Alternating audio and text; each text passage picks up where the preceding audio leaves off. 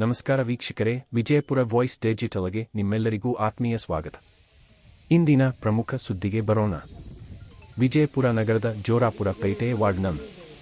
32ರಲ್ಲಿ ಇರುವ ಮುಸ್ತಾಫಾ ಮಸೀದಿ ಎದುರಿನ ಹಳೆಯ ಸರ್ಕಾರಿ ಆಸ್ಪತ್ರೆಯ ಗೋಡೆ ಏಕಾಏಕಿ ಕುಸಿದ ಘಟನೆ ನಡೆದಿದೆ. ಗೋಡೆ ಕುಸಿದ ಪರಿಣಾಮ ರಸ್ತೆ ಬದಿಯಲ್ಲಿ ನಿಲ್ಲಿಸಲಾಗಿದ್ದ 2 ಬೈಕ್ಗಳು ಜಖಂಗೊಂಡಿದ್ದು, ಸಮೀಪದಲ್ಲಿದ್ದ ವಿದ್ಯುತ್ ಕಂಬವೂ ವಾಲಿದೆ. ಅದೃಷ್ಟವಶಾತ್ ಈ ವೇಳೆ ಯಾರೂ ಗೋಡೆಯ ಸಮೀಪದಲ್ಲಿರದ ಕಾರಣ ಯಾವುದೇ ಪ್ರಾಣಹಾನಿ ಸಂಭವಿಸಿಲ್ಲ.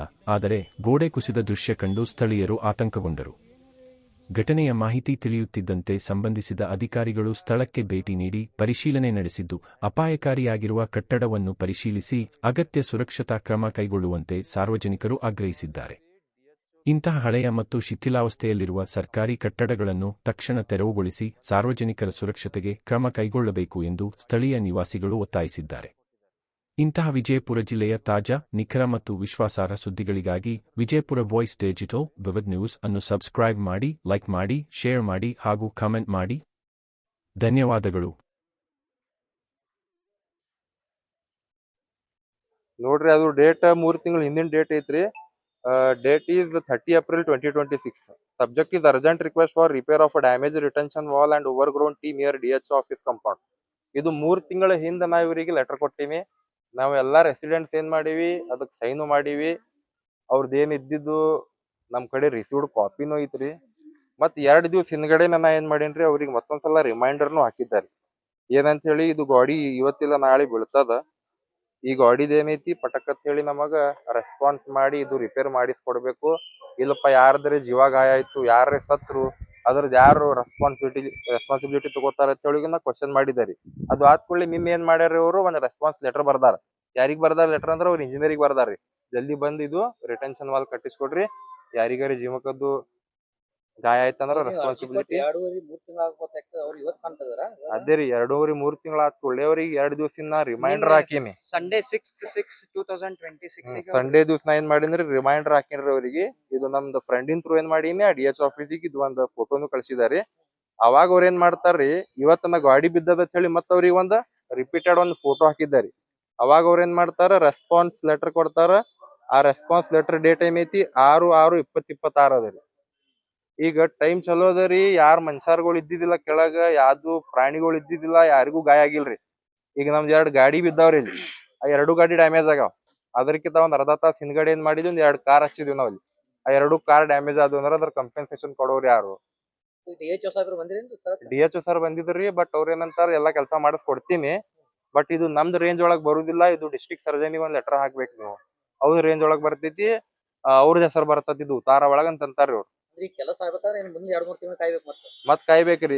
ಈಗ ಅಲ್ಲಿ ತನ ಒಳಗಿಂದ ಹಾವುಗಳು, ಚೋಳಗಳು ಎಲ್ಲಾ ಬರ್ತಾವ್ರಿ. ಅವ್ರಿಗೆ ನಾವ್ 1 ವರ್ಷದಿಂದ ಹತ್ತೀವಿ, ಇದು ಗಿಡ ಕಡಸ್ರಪ್ಪ, ಅದು TC ಬೀಳಾಕ್ ಬಂದೈತಿ. ಯಾರ್ದಾರ ಮನಿ ಮೇಲೆ TC ಬಿತ್ತಂದ್ರ ಅದು ಮನ್ಯಾಗ ಇದ್ದವ್ರ ಎಲ್ಲಾ ಸತ್ ಹೋತಾರ. ಅವಾಗ ಸತ್ ಹೋದ್ಮೇಲೆ ಬಂದ್ ಏನ್ ಮಾಡ್ತಾರ್ರಿ ಅವ್ರು? ಈಗ ಅದ್ರ ರೆಸ್ಪಾನ್ಸಿಬಿಲಿಟಿ ತಗೊಳ್ಳೋರು ಯಾರು? ನಮ್ದು ಒಂದೇ ಏನ್ ಬೇಡಿಕೆ ಏನೈತ್ರಿ, ಇದು ಪಟ್ ಏನೈತಿ ಎಲ್ಲಾ ಕ್ಲಿಯರ್ ಮಾಡಿಸ್ಬೇಕು. ಅದು ರಿಟೆನ್ಷನ್ ವಾಲ್ ನಮಗೆಲ್ಲಾ ಕಟ್ಟಿಸ್ಕೊಡ್ಬೇಕು. ಇಲ್ಲಿಂದ ಏನೇನ್ ಡ್ಯಾಮೇಜ್ ಆಗ್ಯದ ಅದ್ರ ಕಂಪೆನ್ಸೇಷನ್ ಕೊಡ್ಬೇಕು. ಇದು ಓಣಿ ಹೆಸರು Jorapur Pet, behind old civil hospital, Bijapur ಅಂತಾರ್ರಿ ಇದಕ್ಕ. ನಂದ್ ಹೆಸರು ಅಮೀರ್ ಸೋಲ್ ಮುಲ್ಲಾ. ನಮ್ದು ಮನಿದು ಮುಂದಿಂದೇ ರೀ. ಸರ್, ಇವತ್ತಿನ ದಿನ ನಿಮ್ ಓಣಿಯಲ್ಲಿ ಹಳೆ ಗೋಡೆ ಕುಸಿದು ಬಿದ್ದು 2 ಗಾಡಿಗಳು ಜಖಮ್ ಆಗ್ಯಾವ ಸರ್, ಗಿಡ ಬಿದ್ದ ಸರ್. ಈ ತರ ಸರ್, ಈಗ ನೀವು ಕಾರ್ಪೊರೇಟರ್ ಆಗಿ ಆಗ್ತದೆ, ಈ ಓಣಿ ಕಾರ್ಪೊರೇಟರ್ ಆಗಿ ಆಗ್ತದೆ, ಈಗಾಗಲೇ ಆಗ್ತದೆ ಸರ್ಕಾರ, ಹಳೆ ಸರ್ಕಾರ ಇದು ಜಿಲ್ಲಾ ಆರೋಗ್ಯ ಮತ್ತು ಕುಟುಂಬ ಕಲ್ಯಾಣ ಅಧಿಕಾರಿಗಳ ಹಿಂದಿನ ಸೈಡ್ ಬರುವಂತ ಹಳೆಯದು ಗಾಡಿ ಬಹಳ ಶಿಥಿಲ ವ್ಯವಸ್ಥೆಗೊಂಡಿತ್ತು. ಈ ಓಣಿ ಸಾರ್ವಜನಿಕರು ಕೂಡ ಏಪ್ರಿಲ್ ಒಳಗೆ ಲೆಟರ್ ಬರೆದಾರ. ಅವ್ರಿಗೆ ಏಪ್ರಿಲ್ ಒಳಗೆ ಲೆಟರ್ ಕರೆಸ್ಪಾಂಡಿಂಗ್ ಮಾಡಿ ಬೇಗನೆ ಮಾಡಿಸ್ರಿ ಅಂತ ಹೇಳಿದಾರೆ. ನಾವು ಸಂಬಂಧಪಟ್ಟ ಇಲಾಖೆ ಅಧಿಕಾರಿಗಳಿಗೂ ಗಮನ ತಂದೆವು. ಅದ್ರ ದುರದೃಷ್ಟವಶಾತ್ ಏನಾಯ್ತು, ಇವತ್ತದು ಮಳಿ ಸಲುವಾಗಿರ್ಬೋದು, ಅಲ್ಲಿ ಗಿಡದ ಒಂದು ಸ್ವಲ್ಪ ಪ್ರೆಷರ್ ಸಲ ಬಿದ್ದಿತ್ತು. ಒಂದು ಒಳ್ಳೆ ಪುಣ್ಯದ ಕೆಲಸ ಅಂದ್ರೆ ಯಾವ ಇಲ್ಲಿ ಸಣ್ಣ ಮಕ್ಕಳು ಇವತ್ತು ಆಟ ಆಡತ್ತಿಲ್ಲ, ಯಾಕಂದ್ರೆ ಬಹಳ ದೊಡ್ಡ ಅನಾಹುತ ಸಂಭವಿಸ್ತಿತ್ತು. ಅದು ಕೂಡ ಇವತ್ತು ಸಾರ್ವಜನಿಕರ ಒಂದು ಏನು ಗಾಡಿಗಳು ಕೂಡ ಜಖಮ್ ಆಗ್ಯಾವ.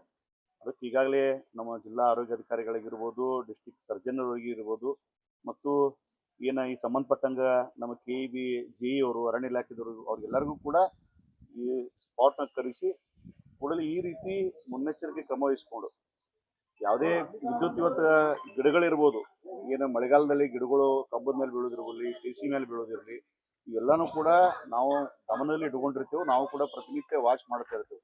ಆದ್ರೂ ಕೂಡ ದುರ್ದೈವಶಾತ್ ಇವತ್ತು ಈ ಕಂಪೌಂಡ್ ಬಿದ್ದೈತಿ. ಯಾರು ಹುಡುಗರು ಇದ್ದಿದ್ದಿಲ್ಲ, ಅದಕ್ಕೆ ಹಾನಿನೂ ಸಂಭವಿಸಿಲ್ಲ.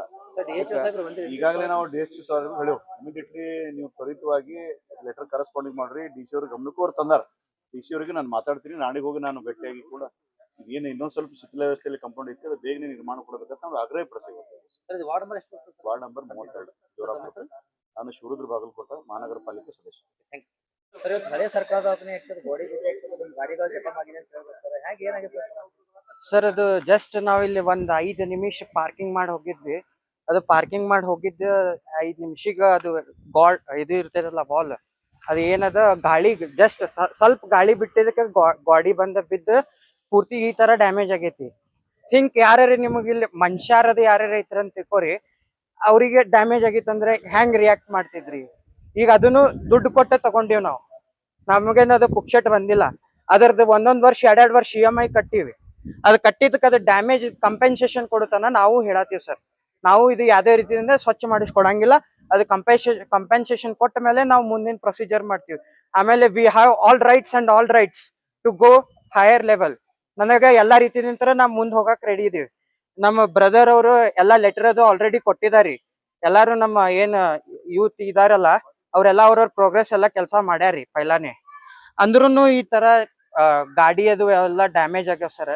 ಅದ್ರದ್ದು ಹೆಂಗ್ರಿ, ಯಾರ್ ಭರ್ಪಾಯಿ ಮಾಡೋರು? ಇದ್ರ ಬೇಜವಾಬ್ದಾರಿ ಹಳೆ ಸರ್ಕಾರದ DHO ಹೆಂಗ ಸರ್? ಇದ್ರದ್ದು ಜವಾಬ್ದಾರಿ ಎಲ್ಲಾರ್ಗು ಬರ್ತೈತ್ರಿ. ಈಗ ಯಾಕಂದ್ರ ನಾವು DHO ಕೇಳಾನೆ ಅವ್ರ ಅಂತಾರ ನಮ್ದು ಇಲ್ಲ, ಅದು ನಾವು ಆಲ್ರೆಡಿ ಇದು ಕೊಟ್ಟಿವಿ, ಸಬ್ಮಿಟ್ ಮಾಡಿವಿ ಲೆಟರ್ ಫ್ರಂಟ್.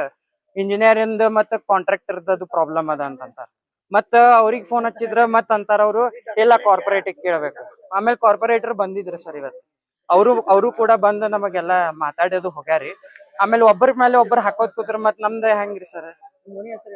ಜೋರಾಪುರ ಪೇಟ್ ಶಾಪೇಟಿಗಲ್ಲಿ ಗಾಡಿಗೆ ಬಿದ್ದೈತಿ, ಇದು ಮಳಿಗೆ ಬಿದ್ದಿಲ್ಲ. ನಮ್ಮ ಲಕ್ ಏನದ ಅಂದ್ರ ಇಲ್ಲಿ ಒಬ್ರು ಹುಡುಗರು ಮಕ್ಕಳು, ಸಣ್ಣ ಮಕ್ಕಳು ಹುಡುಗರು ಯಾರು ಇದ್ದಿದ್ದಿಲ್ಲ. ಒಂದು ಎರಡನೇದು ಇಲ್ಲಿ ಪಾರ್ಕಿಂಗ್ ಅದು ಹಾಕಿರ್ತಾವ. ಈಗಾಗಲೇ ನಮ್ಮ ಸೋಯಲ್ ಮುಲ್ಲಾ ಹೇಳ್ದಂಗೆ ಏನದ ಗೊತ್ತದ, ಪಾರ್ಕಿಂಗ್ ಆಗಿದ್ದು ಗಾಡಿ ಅಕಸ್ಮಾತ್ ಗಾಡಿಗೆ ಡ್ಯಾಮೇಜ್ ಆಗಿದ್ರೆ ಏನ್ ಮಾಡ್ಬೇಕು? ಗಾಡಿ ಡ್ಯಾಮೇಜ್ ಆದ್ರೆ ಏನಾದ್ರೆ ಮಾಡ್ಬಹುದು, ಆದ್ರೆ ಜೀವಕ್ಕೆ ಹುಡುಗರಿಗೆ ಏನಾದ್ರೆ ಆದ್ರೆ ಅಪಾಯ ಆಗ್ತೈತಿ. ಇಲ್ಲಿ ಈಗಾಗಲೇ ಇಲ್ಲಿ ಕಡೆ ಇದು ಒಂದೇ ಬಿದ್ದಿಲ್ಲ, 6-7 ತಿಂಗಳ ಹಿಂದೆ ಇಲ್ಲಿ ಒಂದು ಗಾಡಿ, ಮತ್ತೊಂದು ಗಾಡಿ ಬಿದ್ದೈತಿ ಇಲ್ಲಿ. ಆಮೇಲೆ ಅಚ್ಚಿ ಕಡೆ ಒಂದು ಗಾಡಿ ಬಿದ್ದೈತಿ. ಇದೇ ರೇಂಜ್ನಾಗ ಈ ಅಂಗಲ್ನಾಗೆ ಇದು ಮಿನಿಮಮ್ ಒಂದು 60-70 ವರ್ಷದ ಗಾಡಿ ಅದ. ಇದಕ್ಕೆ ಏನದ DC ಅವರು ಅಥವಾ DHO ಅವರು ಅಥವಾ ಡಿಸ್ಟ್ರಿಕ್ಟ್ ಸರ್ಜನ್ ಅವರು ಅಥವಾ ZP ಜಿಲ್ಲಾ ಪಂಚಾಯತಿ ಅವರು ಅಥವಾ ಕಾರ್ಪೊರೇಷನ್ದವರು ಏನಾರು ಮಾಡಿ ಇದಕ್ಕೆ ವ್ಯವಸ್ಥೆ ಮಾಡಿ ಒಂದು ಪರ್ಮನೆಂಟ್ ಒಂದು ಸೊಲ್ಯೂಷನ್ ನಮ್ಗೆ ಮಾಡಿಕೊಡ್ಬೇಕು. IPP ಅಂತ ಒಂದು ಡಿಪಾರ್ಟ್ಮೆಂಟ್ ಅದ DHOನಾಗ. ಅದ್ರಾಗ ಕೆಲಸ ಏನದ, ಸಿವಿಲ್ ವರ್ಕ್ ನೋಡ್ಕೊಳ್ಳೋದು ಅದ, construction of hospitals, maintenance of hospitals ಅಂತದ್ದು. ಆಮೇಲೆ ಹೆಲ್ತ್ ಡಿಪಾರ್ಟ್ಮೆಂಟ್ ಒಂದು ಸಪ್ರೇಟ್ ಫಂಡ್ ಅದ. ಅವ್ರು ಇಲ್ಲಿ ಬಾಜು ಆಫೀಸ್ನಾಗ ಇದ್ದಿದ್ದು ಇಲ್ಲ ಇಲ್ಲಿ ಹಾನಿ ಆಗಲಾಗ್ತೈತಿ. ರಾತ್ರಿ ಬೇರಾತ್ರಿ ಕಂಪೌಂಡ್ ಬಿದ್ದಿದ್ದಕ್ಕೆ 15-20 ರೋಡ್ ಮೇಲೆ ತಿರುಗಾಡೋದು, ನಾಯಿ ತಗೊಳ್ಬೇಕು ತಿರುಗಾಡ್ತಾವ. ಹುಡುಗರಿಗೆ ಕಡ್ದ್ರೆ ಹೆಂಗ? ಇಲ್ಲಿ ವಯಸ್ಕರ ಮಂದಿ ಅದಾರ, ಹಳೆ ಮಂದಿ ಅದಾರ, ಮಸೂತಿ ಅದ ಮುಂದೆ, ಇಲ್ಲಿ ರೆಸಿಡೆನ್ಸಿಯಲ್ ಅದಾರ, ಇಲ್ಲಿ ಬಾಜು ದಿನಗಳ ಗುಡ್ಯಾವ್ರ ಮಂದಿ ಅದಾರ.